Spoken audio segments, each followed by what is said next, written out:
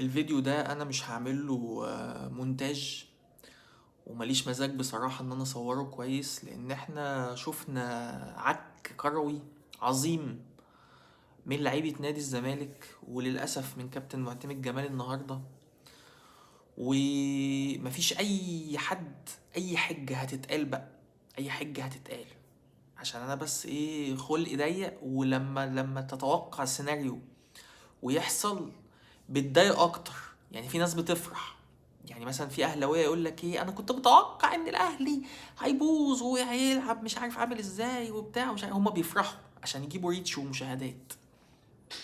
انا بتضايق جدا جدا جدا لما تكون متوقع حاجه ويتنبح صوتك وتقعد تقول يا جماعه، يا جماعه ارجوكم. بينيموكوا، انبي بتنيمكوا، الاهلي بينيمكوا، الاعلام بينيمكوا، كله بيقول ان التلات نقط في ايديكوا، كله بيقول ان انتوا هتفرقوا 6 نقط، كله بيقول ان الاهلي هينزل الكونفدرالية، كله بيقول ان بيراميدز كده كده مش هينافس، كله بيقول ان الزمالك خد الدوري. ما تسمعش، ما تسمع اللعيبة بقى سمعت بس. كابتن معتمد جمال شكله سمع بس. فحاجة تفقع، حاجة تفقع بجد. مش متضايق، يعني انا مش متضايق بس، لا انا فوق مرحلة الضيق بحبتين تلاتة. لان انا توقعت ده في الفيديو اللي فات، وقلت ده في الفيديو اللي فات، وقلت حمزة الجمل هيلعب بذكاء شديد، ولعيبة نادي انبي عندهم سرعات كويسة جدا، فهم لو بدنيا اعلى منك هيكسبوك. وقلت ما ينفعش نسيب لهم الكورة، وقلت انت المفروض تاخد الكورة اكتر وانت اللي تهجم وانت اللي تستحوذ على الكورة، لكن انت الشوط الاولاني سايب لهم الكورة. مش فاهم ليه، مش فاهم ليه بصراحة. ضربتين جزاء، يعني يقع فيهم عيال صغيرة فعلا بقلة خبرة، لكن محمد ابراهيم على الاقل ما تهزش شوية. لكن محمد السيد بقى من اول ما الكورة، من اول ما الكورة جات له، والله العظيم من اول ما الكورة جات له ناحية الشمال، وهو حب يتحنكش من قبل ما تتقطع، والله من قبل ما تتقطع قلت انها جون. ولما اتقطعت منه وشفته بيجري وراه قلت دي ضربة جزاء، والله من قبل ما يعملها. ليه؟ لان اللي ربى بطعم الربى، لان اللي ربى غير يعني خير من اللي اشترى. لان دي مش اول غلطة يعملها محمد السيد من اول الموسم، وهو بيلعب بنفس الطريقة وبنفس الاهمال الكروي. لعب له ماتشين عدلين، محمد السيد لعب له ماتشين عدلين بس، وما لعبش اي ماتشات تانية عدل. ده انا جاي بقى لحسام عبد المجيد. حسام عبد المجيد نجم الدفاع الاول في مصر، والكوارث اللي بيعملها والفوز بيغطي عليه. الفوز بيغطي على الكوارث اللي بيعملها استاذ حسام عبد المجيد. كل ماتش بيعمل كوارث، بس احنا ايه عشان بنكسب بقالنا 8 ماتشات، فيعني احنا معديين الليله دي ما بنكلموش فيها. يا ريت يروح الاهلي، والله يا ريت يروح الاهلي. انا هنبسط لو حسام عبد المجيد راح الاهلي بصراحه، بجد والله هديه هديه هديه عظيمه. الزمالك نازل مبتدي الماتش بتشكيل يعني مهدي سليمان، محمد اسماعيل، حسام عبد المجيد، بن طايق، محمد ابراهيم، محمد السيد، عبد الله السعيد، منك لا محمد يا شحاته اللي وقعتنا في محمد السيد، احمد ربيع اللي ما شفتوش النهارده، فتوح اللي كان في اسوأ حالاته، اسوأ حالاته، بزيرة اللي اتشتم واتلعن النهارده 80,000 مره. اسوأ ماتش عمله بتزيرة من ساعه ما جه. ناصر منسي بقى، واللعب بقى بفكرة ان احنا ده هو ده مهاجم مصر الاول، وده اللي هيروح المنتخب، وكل الكلام ده كل ده طبعا تلاقيه اثر عليه واثر عليه، وواضح ان هو اثر عليه. نازل متعصب النهارده، مش عارف نازل متعصب ليه. كابتن معتمد جمال مخلي ان انت الزمالك مصر يطلع بالكرة من تحت من اول المهدي سليمان. لازم يطلع الكرة من تحت من اول المهدي سليمان. انا مش فاهم ليه، والله حد يفهمني ليه كابتن معتمد جمال مصر على ان الكورة تبتدي من عند المهدي سليمان من تحت، في ملعب غيط، ملعب اسوأ من السوق، ما تلعبش عليه كورة. ايه عليه كورات طويلة يا معلم، ايه عليه كورات طويلة، ملعب اسوأ من السوق. ده محمد ابراهيم وقع في كورة وشه خبط في النجيلة، قام انت شايف فوق وشه تبن، الواد وشه اتملى تبن. بيلعبوا فوق تبن، مش بيلعبوا فوق نجيله، لا بيلعبوا فوق تبن. وعادي، ما هي دي الملاعب المصريه ودي اللي عارفينه. مش بقول ان دي حجه، انا مش زي التانيين واقعد اقول ان دي حجه، لا. بس انت لعبت غلط في ملعب تبن. امي بيلعب على الاوفسايد طول الشوط الاولاني او طول الماتش بيلعب على الاوفسايد، وده واضح وده صريح ان هو بيلعب على الاوفسايد، لان انا زي ما انا قلت لكم قبل كده دفاع امبي بطيء، بطيء جدا. الدفاع بطيء جدا، الهجوم وخط الوسط عندهم صراع جدا لانهم شباب، دفاعهم بطيء قوي قوي قوي. وانت مصر تلعب بالحبشتكنات، تلعب من تحت عند المهدي سليمان. الحلقه اللي فاتت، الفيديو اللي فات، قلت لكم اقطاع عبد الله مهاجم انبي بيلعب على لعبه واحده بس، يقطع من على القريبه، يقطع من قدام المدافع فجأة ويفاجئك بهدف، بضربة جزاء، زي ما تيجي. وده اللي حصل مع محمد ابراهيم في الشوط الاول في ضربة الجزاء، وده حصل بالملي. سرق الواد وبقلة خبرة منه راح مشنكله، وضربة جزاء لنادي انبي. محمد السيد طبعا بيقدم خرا كروي ملهاش اي اسم تاني. وبعد ما جت ضربة الجزاء حتى لما ضاعت قلت الماتش راح. ليه؟ اللعيبه ما فيهاش روح. قعدوا بقى ينبروا ويقول لك لعيبه الزمالك فيها روح، والروح هي اللي بتكسب الزمالك، ولعيبه الزمالك رجاله ومش عارف ايه. لا يا معلم، لعيبه الزمالك قالت لك لا لا لا لا لا لا, لا. والله لا اثبت لكم العكس. مش انتوا بتقولوا ان انبي هيفوت الماتش للزمالك؟ والله لا، انا اللي فوت الماتش الانبي وادخله وسط السبعه، وخلي مدرب وادي دجله يتشل. خلي مدرب وادي دجله قاعد قصاد التلفزيون يعمل كده عشان ادخلهم وسط السبعه، عشان اخلي ابتسام الكهرباء الصفراء عامله كده. عارف انت الراجل اللي كان قاعد جنب محمد هنيدي في فول الصين العظيم في الطياره؟ كهرباء طول الماتش عين كده. معرفش بقى هو خد اللعيبه وراح الجمهور نادي الزمالك اخر الماتش ولا ايه. شفته بيعمل حركه زي دي؟ معرفش. اصل انت اكيد مش رايح لجمهور ام بي، يعني انت اكيد مش رايح ناحيه مستودع الانابيب تحييه. اكيد اكيد اكيد. تمام. والظاهر ان بتزير راح اتخانق وكل الليله دي وهو وقعد يعمل له كده عادي. هتصلح بقى من غلطك ده وتلعب ام بي تاني بنفس الطريقه؟ هل انت هتصلح بقى بغلطك ده وتلعب ام بي تاني بنفس الطريقه ولا لا؟ ما تعرفش. طبعا فرصه بزيرا اللي جات له في اول الشوط التاني دي خدها ودخل. وزي ما انا قلت لكم والله دفاع ام بطيء، سهل تدخل وسهل تتعمق فيه بسهوله، وسهل تلعب على انفرادات، وكانوا بيلعبوا لك على الاوفسايد وانت المفروض لعيبه مهاريه، يعني المفروض سهل تكسر الاوفسايد وكل الكلام ده. راح ومشي بيها وماشيه معاه، ونصر منسي فتح له، ولا بصل نصر منسي ولا شاطها من الاول. لا، لازم نستنى لحد ما نوصل للجول عشان يشوطها. لا، ويقول لك بقى من الاسبوع اللي فات يقول لك ايه، معتمد جمال بيدرب عداية دباغ وبتزيرة على انهاء الهجمه. لا، واضح يا كابتن معتمد بصراحه. انا شاكك في كل حاجه اتقالت. بعيدا عن ان بزيرة اتشتم، يعني انا شتمت ولعنت وتفيت وعملت كل ما هو مشجع بيعمله في الكرة دي، بس مش عارف اقول ايه. يعني مش عارف اقول إيه. ده مش يعني بزيرة مهما عمل ما الكور دي يا ابني هي اللي هتخليك تروح انديه اكبر بالزمالك اصلا.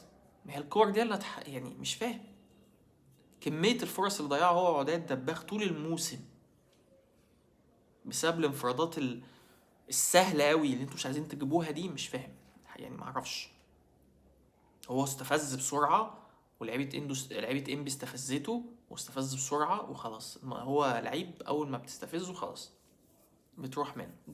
لعب جامد جدا جدا جدا جدا، لعب جامد جدا. ومفيش محترف جه دخل الدوري المصري من سنين زيه. تمام، بس هو محتاج في صواميل عايزه تتربط فيه، بس مش اكتر، مش اكتر. تخيل الماتش ده الوحيد اللي كان محتاج شيكو بنزا. اه والله هتقول لي ايه ده يا عم، والله الماتش ده الوحيد اللي كان محتاج شيكو بنزا. هو كان يجري في الغيط، هو غيط، اديله الكرة ويجري في الغيط. ده الماتش الوحيد اللي كان محتاج شيكو بنزا. كنت تديله الكرة ويجري في الغيط، يشعلق الجلابيه في بقه ويجري في الغيط. هو ده الحل الوحيد. لكن اللي احنا شفناه النهارده ده عك. واول ما ضربة الجزاء جت، واول ما عبد الله السعيد راح حلو وخدها منه، دي الحاجة الوحيدة العدلة اللي عملها عبد الله السعيد طول الماتش. اول ما عبد الله السعيد راح خد الكورة من قدام الواد وجت ضربة جزاء قلت هتضيع. واول ما شفت حسام عبد المجيد قلت هتضيع. ليه؟ لان هو في دماغه في اللحظة دي دلوقتي انا احسن مسدد ركلات في مصر، احسن مسدد ضربات جزاء في مصر. ليه؟ ما الاهلاويه اللي بيقولوا كده، الاهلاويه اللي بيقولوا كده احسن مسدد ضربات جزاء في مصر. نايم، نايم وانت تنام وتشخر عقد، بتاخد الطعم، بتاخد الطعم زي لهبل عادي، بتاكل الطعم بمنتهى السهولة عادي. لعيبة الزمالك كلت الطعم النهاردة بمنتهى السهولة عادي. قال لك احسن مسدد ضربات جزاء في مصر. الباشا احسن مسدد ضربات جزاء في مصر ده بيعمل كوارث دفاعية كل ماتش، والفوز بيغطي عليها كل ماتش. نطلع لكم بالصور عادي، نطلع لكم، بس ده ممكن اعمل حلقة عن حسام عبد المجيد وغلطات حسام عبد المجيد. واحنا بنبلع، واحنا بنبلع عشان ليه؟ عشان بنكسب. بيجيب لنا ضربة جزاء، ما هو هنجيب مين يا عم؟ خليه قاعد، هنمشيه. طب هيجيب لنا كام؟ هيروح الاهلي؟ ما يروحش الاهلي. هيروح كوبري؟ ما يروحش كوبري. هو ده اللي بنفكر فيه، هو ده اللي بنفكر فيه. الاهلي يصدر لك يا معلم المشاكل تلبس، يصدر لك الانبساط تلبس. ركز في نفسك، والله انت ما محتاج غير ان انت تركز في نفسك بس. انت لما ركزت في نفسك 7 ماتشات كسبتهم ورا بعض. لما ركزت في نفسك بس، والله لما ركزت في نفسك بس كسبتهم. لكن لما بصيت لغيرك اللي عمال يقع ومعرفش ازاي وصل، معرفش والله ما اعرف ازاي الاهلي وصل للمركز الثالث لحد دلوقتي، اقسم بالله ما اعرف بالمستوى ده، انا ما اعرفش. انت باصص له، انت باصص عليه. خشوا بقى الدور التاني يا معلم، بيراميدز والاهلي. يا لهوي، انت دلوقتي بتديهم قبلة الحياة، انت بتمسك وشهم كده وبتديهم اجمل بوسة في الدنيا. هي بتعور، بوسة بتعور. تقول لهم اعملوا اللي انتوا عايزينه بقى، بصوا بقى، اعمل اللي انت عايزه. القرعة بكرة الساعة 9، القرعة بكرة الساعة 9 يا معلم. شوف بقى القرعة بتاعت بكرة الساعة 9. المفروض ان اول 4 فرق ما يلعبوش بعض، اللي هم الزمالك، بيراميدز، الاهلي، سيراميكا. يعني في واحد منهم باي، في واحد منهم باي. فانت قدامك يا تبقى باي ويتحط عليك ضغط اكتر، يا تبقى باي وتحط عليك ضغط اكتر. لان لما الاهلي يكسب وبيراميدز يكسب، بيراميدز يعديك وتتساوى مع الاهلي، فتبقى تاني بسبب ماتش الباي. يتلاعب المصري وسموحة وإنبي، يتلاعب المصري وسموحة وإنبي، وغالبا لو انت مش باي هتلاعب إنبي. محدش يقول لي بقى ذكاء صناعي، ذكاء زراعي. خلاص احنا عارفين اللي فيها. هما هيشوفوا ايه الانسب ويليسوا الدنيا والدنيا تخلص، وده اللي معروف. بقى تقول لي انبي يفوت للزمالك، ما احنا عارفين ان ده هيحصل. مفيش زملكاوي على وجه الارض عارف ان انبي النهارده هتنزل تجز. ورئيس نادي انبي بينيمك ونيمك، احمد فتحي نيمك. الوحيد اللي كان واضح وصريح كهربا، لان هو واضح وهو عارف ان هو هيعمل كده كويس، وهو عارف ان لعيبه الزمالك هتنزل نايمه. هو عمل ايه الباشا اول ما نزل 10 دقايق اللي لعبوها؟ ولا لمس الكوره اصلا ولا عمل لاعب منتهي، لاعب منتهي. طول الماتش يعمل كده. احلى احسن حد ضحك او احسن حد ابتسم في ملعب برج العرب، في ملعب المقاولين العرب. هو ده اللي حصل النهارده، ده اللي حصل النهارده باختصار. طعم وانت لبسته، طعم وانت كلته. ليه كلته؟ ليه كلته؟ عشان باصص لغيرك، بدل ما كنت ماشي ومركز مع نفسك وعمال تقول ربنا يسترها معايا وانا هعمل اللي عليا، وهجيب بقى ممدوح عباس يصرف شوية واخليه رئيس نادي الشرفي، وفي رجال اعمال تانيين دخلوا في الموضوع وهنعمل وهنشتغل مع بعض تاني وكل الكلام ده، وزي ما تيجي تيجي، زي ما تيجي تيجي، ما تخليها زي ما تيجي تيجي. ليه ببص على اللي تحتي؟ ليه يا باشا؟ ليه؟ اي متسابق في طريق جري، اي متسابق في ماراثون، في الاولمبياد، في جري، اي مسابقة جري، تمام، لما حد بيبص وراه بيقع. ما تبصش، بصيت وراك ليه؟ بصيت وراك ليه؟ هو هل من المنطق ان انبي النهارده تنزل مش جاهزة؟ هل من المنطق ان النهارده انبي ما تلعبش وهي انا قاتل يا مقتول، لان هي عايزه تدخل السبعه دول، يمكن تطلع رابع تخش دوري كونفدراليه ولا مش يمكن. لعيبه وعندها طموح. وانت عايز تقول لي ان ايمن الشيعي لما يقول لك انا العب في 14 ماتش تحت ولا 13 ماتش تحت احسن لي تسويقيا؟ يعني انت لما تلعب كونفدراليه مش احسن له تسويقيا؟ اكيد احسن له تسويقيا. انتوا بتفكروا ازاي يا جماعه؟ ليه وقعت في الفخ؟ انا اللي غيظني كله ان احنا اتكلمنا في الفخ ده، والحلقه اللي فاتت والحلقه اللي قبليها، وانزل شورتات واقعد اقول يا جماعه ما ننامش، ما نقعش في الفخ. انت بيحصل لك تنويم، هتقع فيه، ما تركزش فيه، ركز مع نفسك. الاعلام بينيمك، السوشيال ميديا بتنيمك، جماهير الاهلي بتنيمك، وانت نوم عميق، نوم عميق نازل النهارده، نوم عميق. هاتلي لعب عدل، كلهم اسوأ من بعض. مفيش اسوأ من محمد السيد وحسام عبد المجيد طبعا، يعني دول التوب بقى، فاهم؟ يعني دول السوالب 30، سالب 30 من 10. مفيش اسوأ من الاتنين دول.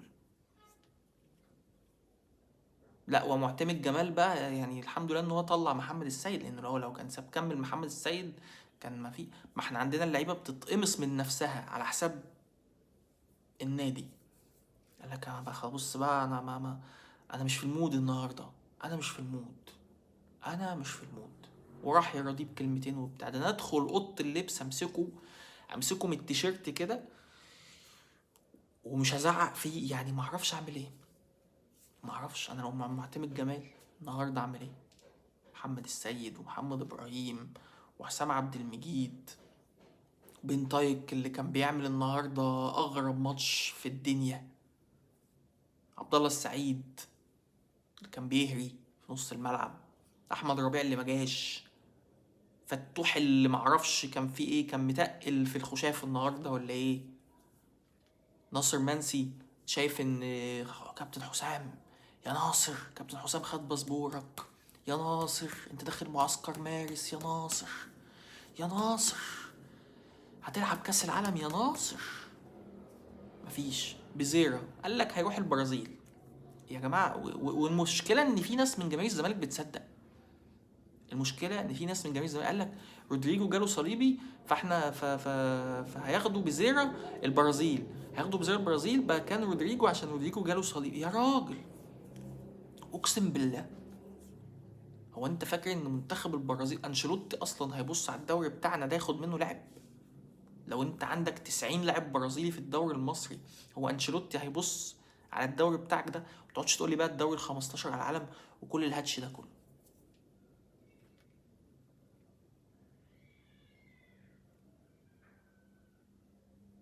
عقده الدباغ نازل عايز يجيب جول بالعافيه، تلاقي نازل عقده الدباغ يلعب باك وينج يمين وساعات وينج شمال. واخر ما زادت بقى يلا سيف الجزيري، يلا نلعب بايه؟ ب3 مهاجمين، 3 واقفين جنب بعض. يعني لو شفت كده اخر كام دقيقه تلاقي ال3 واقفين جنب بعض وبيقعوا في الاوفسايد شلاحي، بيقعوا في الاوفسايد زبادي زبادي. وقع في الاوفسايد زي الزبادي، اقع في الاوفسايد عادي ولا كأن في حاجه، اقع. ربنا يستر. القرعه بكره الساعه 9، هنشوف ايه اللي هيحصل. مش عارف بقى اقول لكم اعملوا لايك ولا ما تعملوش لايك. اعملوا لايك على ايه؟ ربنا يستر على الايام الجايه، قدر الله ما شاء فعل. يلا ماتش، انت لسه متصدر الدوري بس ما تفرحش، ما تفرحش، ما تفرحش خالص على الاداء ده. و بدل ما كان عندك امل 70-80% ان الدوري ده بتاعك، بعد ماتش النهارده 40% بالنسبه لي، 40-30%، 30% تقريبا ان الدوري ده بتاعك، 70% الاهلي. ما بيراميدز هيقع، بيراميدز هيقع، بس انت ممكن تقع اكتر من بيراميدز. انت ممكن تبقى تالت عادي بسهولة، وهتلاقي كل اللي دخل الجحور دلوقتي واللي قعدوا ينيموك ويقولوا لك احنا هنلعب كونفدرالية ومش عارف ايه، هيقول لك انت مكانك الكونفدرالية. يعني كل ما قعدوا واللي قعدوا بقى يقولوا احنا هنلعب الكونفدرالية واحنا مستوانا وحش وزيزو ده جايبينه ليه وامام ده بيعمل ايه وبن شرقي عبد الحليم وديانج مش عارف فالنسيا القمح، كل التريقة اللي بيعملوها على نفسهم دي، كل الكلام ده بقى هيتغير يا معلم. ليه؟ لان انت اديتهم الفرصة، انت اللي عملت كده في نفسك، انت اللي عملت كده في نفسك. ليه عملت كده في نفسك؟ عشان انت بصيت على اللي تحت وانت فوق. لما تكون فوق ما تبصش على اللي تحت. انت وطيت وبصيت على اللي تحت، قام جه انبي